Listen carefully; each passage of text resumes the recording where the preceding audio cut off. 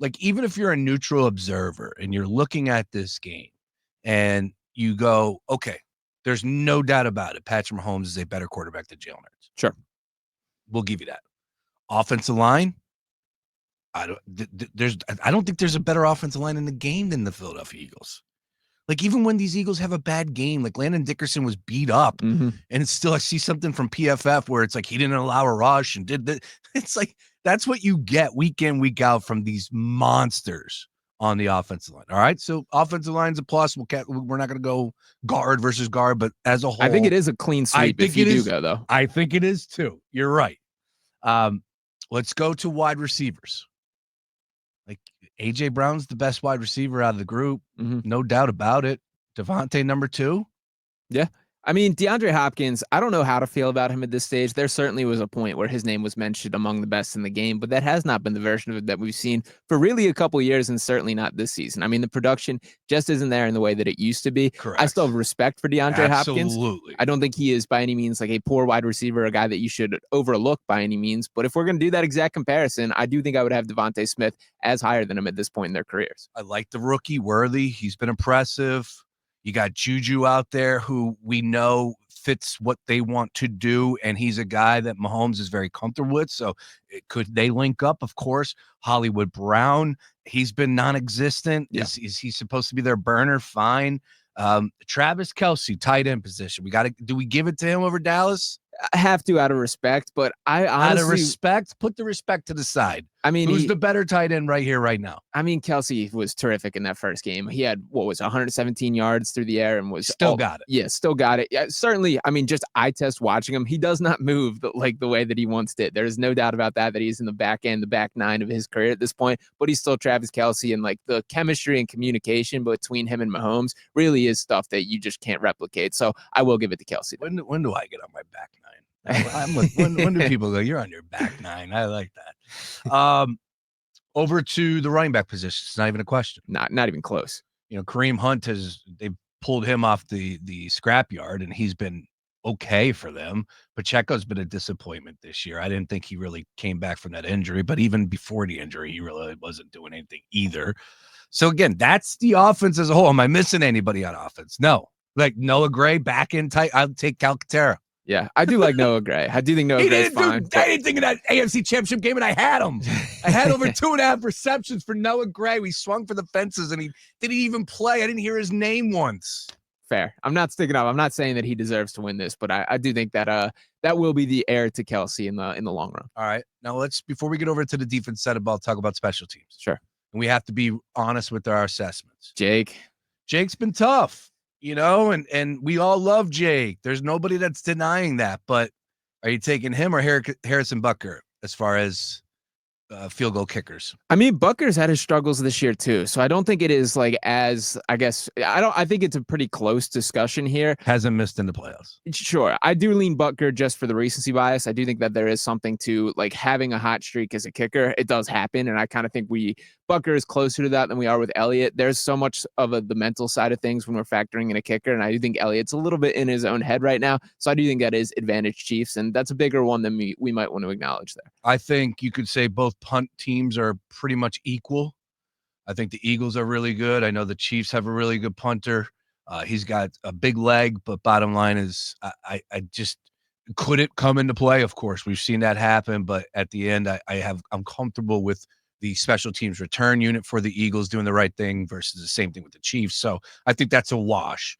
Back to Harrison for just 1 second. He hasn't hit anything in the 40s or 50s yet in playoffs. Interesting. So he's 3 for 3 from 30 to 39. Nothing extended. Of course, Jake just missed a 50-plus yarder. That was a tough kick. Also indoors.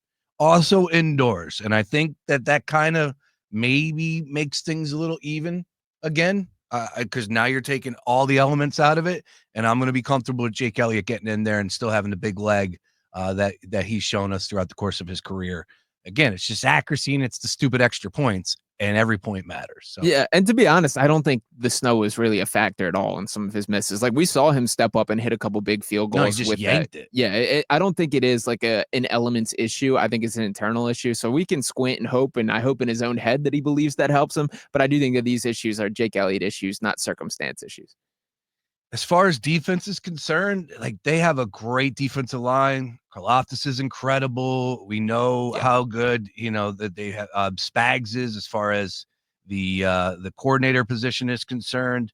Um, you go down the list of how good these guys are. I just still think that we could find some spots not named Chris Jones, not named Karlaftis. Look, they got good secondary, so I don't want to. McDuffie's a solid cornerback. I don't want to slight them in any way, but I guess what my big thought yesterday was, if you're telling me that, again, coming back to the wide receivers, Kelsey's Kelsey, Mhm. Juju Smith-Schuster, Hollywood Brown, DeAndre Hopkins, and if you want to go ahead and mix in the running backs out of the backfield, Pacheco and Hunt, if you're telling me that you think they're going to have success, and I get it, Mahomes is Mahomes. He's going to drop back. If you don't get after him, he's going to have all these guys crossing. You can only cover these guys for so long. He's going to find them. But over the totality of 4 quarters, if you're telling me that wide receiver core is going to have the success and be the difference versus this defense, I'm going to say you're wrong. Yeah, no, I'm on the same page as you, and more specifically, like beyond just the Chiefs factor, when looking at this Eagles defense compared to the Eagles defense that went to the Super Bowl the last time we had this matchup, I think it's pretty night and day in favor of this Eagles team. Just think about what a difference the rookies are making with Quinyon Mitchell and Cooper DeJean. Absolutely. Have changed everything about this Eagles defense, and that's on top of guys like Nolan Smith really putting things together. Jalen Carter really becoming the beast that we all knew him to be. So I think both internally there's been improvement within this Eagles defense, and they've straight up added guys that have been difference makers, and even guys like Zach Bond, who we didn't have these expectations for, changed everything with this defense. So I don't think I feel so much more confident about this specific Eagles defensive unit, and I do think that they're going to be capable of hanging with a worsened skill position unit for this Chiefs team. Yeah, it's when you go back and you compare and contrast to what we had 2 seasons ago, right? And to me, I look at the coordinators at the top, and Shane Steichen was good, but I just feel like what we're seeing right now from Kellen Moore, and oh, by the way, the embarrassment of riches that he has. Not to say that Shane Steichen did not have a great offense to work with, but Saquon Barkley is such the difference maker. Yeah. Like that's so the thing, like I said, I'm sitting home last night, starting to really dive into the game late night, and I start thinking about like how this formula, this game script is going to play out. And as much as I want to sit here and say, and I have a stat that's going to blow your mind, just when you thought and you know how good Patrick Mahomes is, I like this stat is just even something that puts it into a different stratosphere. I get all that. Andy Reid, and people are making this case now with Mahomes. Who are you going to take, Mahomes and Reid or Sirianni and Hurts? Like, that's fine, but that's not how this game is played. Right. It's not how they've gotten to this spot. They've gotten to this spot by playing unbelievable defense, running the football down your throats. And oh, by the way, when you doubt Jalen Hurts, he makes you look foolish, as he did last week against the Commanders. So, like, more and more, I am starting to think myself into, I'm starting to put myself into the box that I don't think those Kansas City wide receivers are going to be able to be effective as they need them to be. Mm-hmm. That Chiefs offense is not putting up silly numbers, and Mahomes can only run for so much. So I'm thinking that if they keep them in check, and oh, by the way, Saquon is a man possessed. One more time for the people in the back. Saquon Barkley is a man possessed. Just in case if you forgot. Here's just a little refresher. Pitches it out to Barkley. Takes off to the outside. He's at the 50. He's at the 40. He's at the 30. He's going to go. 15, 10, 5. Touchdown. Saquon Barkley. 60 yards on his opening touch. And no clapping in the press box. Kid. Like, that's where I'm at right now, Sean. And am I going to sit here and tell you, look, you put it in the Gambler Gang chat. Did you bet it? Because you put it in there right before kickoff, minus 13.5 Eagles versus the Commanders, plus 245. Did you sprinkle on that? I put it in a parlay that did not hit there. Had a little bit of fun with it, but I forget who the touchdown that I had lumped in with it. I had a couple. I should have just taken it straight up there. I put one of those, let me just have a little fun, have a day if all goes according to plan, and had that in it. But it, this Eagles team did take care of business. I saw somebody already float out there. I believe it was our guy, Ryan Coyle there, minus 9.5 for plus, I want to say it was 425 that he's looking at for the Super Bowl. Not sure if I'm going to talk myself all the way into that one, but still, I like where the head's at.